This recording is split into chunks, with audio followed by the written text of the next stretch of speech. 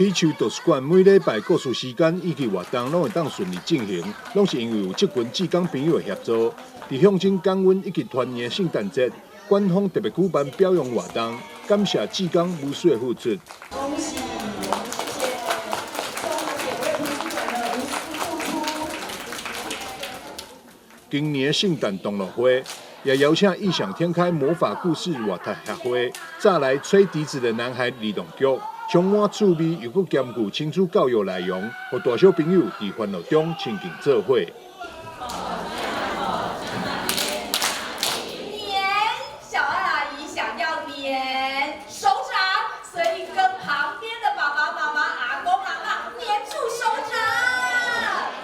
每一年在圣诞节的前夕呢，都会办理这样子的一个温馨活动。那我们从103年到这边已经办了10几年了。那每一次我们都透过这样子的活动，然后结合社区还有里面一些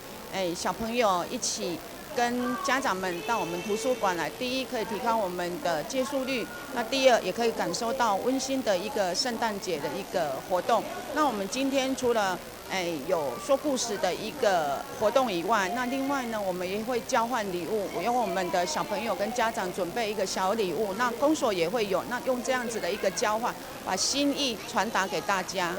图书馆为推广活读，配合龙年以及台南400，推出两来读册活读集中活动，吸引真侪民众来图书馆借册，不只为活读当中得到心灵的慰藉，增加亲子的互动，非常有意义。除了活读集中，官方也规划各种活动，用心的规划，就是希望和各界市民大众亲近图书馆。记者张秀仪采访报道。